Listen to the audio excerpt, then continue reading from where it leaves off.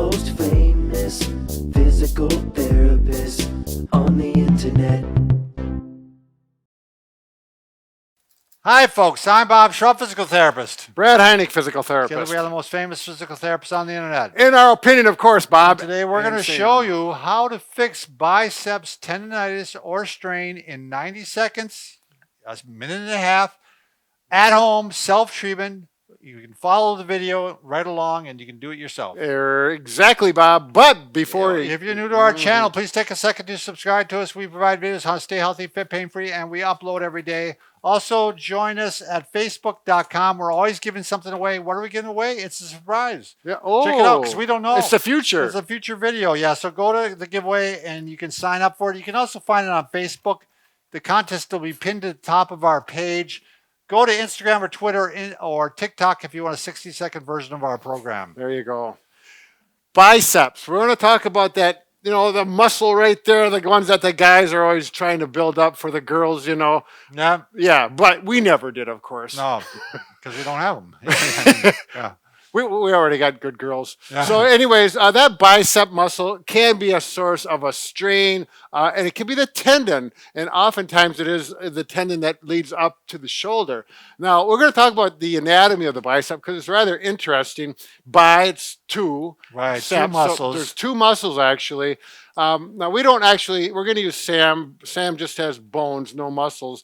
But we can show you, this represents the tendon. And right here, it connects to the radius just below the joint. The tendon does. And then, of course, it goes to the bulgy mass of the bicep. And then it splits. The muscle splits superior or upwards of that major bulge of the muscle. And there's a bicipital groove in the humerus right here. And you can see how that fits right in there nicely. Now that tendon, let's go this way, that tendon actually connects to the top of the glenoid fossa. The glenoid fossa, or the cup of the where the humeral ball goes, and that's right on the labrum there, and you can see that there. Now that's the long head of the bicep. Now the short head comes, and that tendon actually connects to the coracoid process, this little bone that looks like a finger. There's a few muscles attached to that. So what happens is that can be a source of the tendonitis up in this area. You could have it on the tendon down below, or you could have a muscle strain in the muscle belly itself. Either way, you can use this technique to help heal it faster. Yeah, one thing, by showing that it attaches way down in the forearm, this muscle doesn't just do this. Is it okay if I do this right now? Yeah, we're going to talk about the mechanics. Yeah, Yep. So it doesn't just bend the elbow. It also pronates the forearm. No, supinates, yes. Well, yeah, because you can see when you supinate, look at that muscle go. Right. So if you're doing curls, you not only just want to bend like this, you also want to supinate the forearm. Right. You just turn it open. Like Brad said, you used to remember, the way to remember supination is if you're going to get a cup of soup, hold a cup of soup. You can hold it palms up. Palms up like that. So it supinates, it flexes, and it also flexes the shoulder a little bit. It's a compensatory motion, but it's there. So that's really critical to do this technique right. You have to know those motions. All those motions. Exactly. So causes of biceps tear, tendonitis, etc. Could be trauma. You know, you're getting in an accident, car accident. It may be a sudden movement, like if you're playing volleyball and you hit really hard. Sure. Could be an example. Pulling a weed out of the ground. Excessive force. Yeah, excessive. Right. Grabbing too big of a dumbbell and just going into it and really trying to build up too quick. Quite often it is repetitive motions, though, exactly. isn't it, Brad? I mean, quite often in life, things wear down over time. Yeah. And so if you're doing a repetitive motion that involves the bicep, that's where often it occurs, especially the tendonitis. There. Can we get to the treatment, Bob? Sure. Okay, you'll have to move. Okay. Now, it's best to do this lying down. Laying down. We're going to lay down this time. You're going to lay down. Okay. I'm just going to use one pillow. We may need another pillow. It's really important that you do this in a relaxed setting. It's best by yourself. You're going to lay down, and what we need to do is get that bicep in a relaxed, shortened position. So we're going to supinate, we're going to flex the elbow, and we're going to flex the shoulder. So we get way up into this position.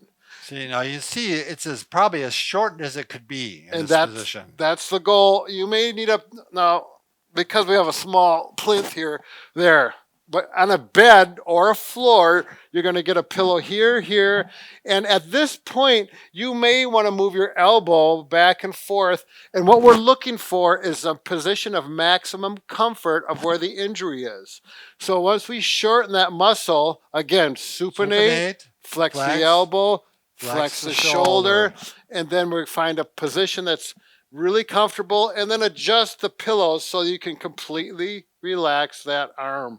And let's say the pain when you're here and you're moving it, you know, you get to a 6 or 7 pain on the painful area, wherever it is.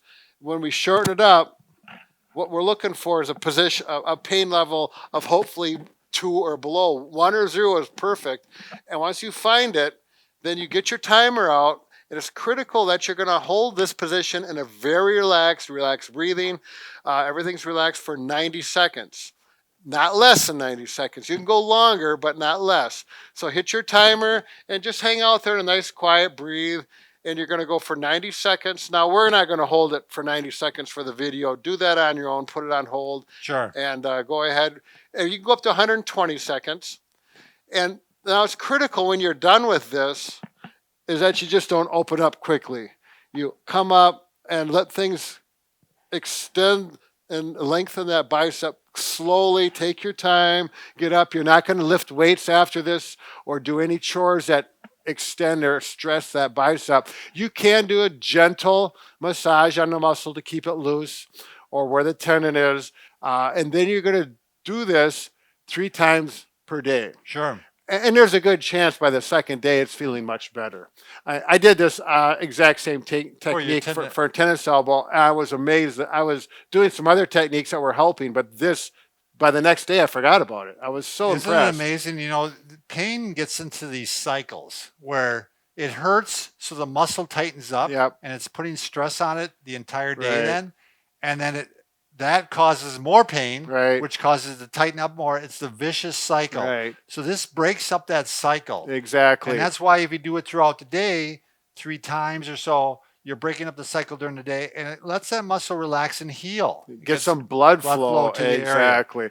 So, and this is nothing new. This is a system called Contract Relax, and it's been around for, I believe, greater than 30 years. Strain, counter strain. I'm sorry, strain, counter strain. Positional release is a new name. Yeah, new term. So anyways, I look at it, Brad, it can be a tool in your toolbox. Yeah. Like maybe this isn't going to be the one that does it all. I don't know. It might. Right. It seemed like it did with your Oh, yeah. And you've had good luck with your hip flexor? Yeah, I did. I actually didn't even think about it now that you... See, I have. When the pain's gone, you forget about it. I know you do. You forget about it. That I was like, I haven't been even doing that exercise. Because I'm like, well, it hasn't been there. So, Bob, I would have to say this is the point of the video where people say we're babbling. Yeah, I agree. Anyways, good luck with the technique. I have a feeling you're going to have good luck with it. And back to the... Brad and I are not just pretty. Yeah, we're pretty ugly. No, we're pretty helpful. Helpful, yeah, that's right. Handy, so make sure you subscribe to us. Handy, good.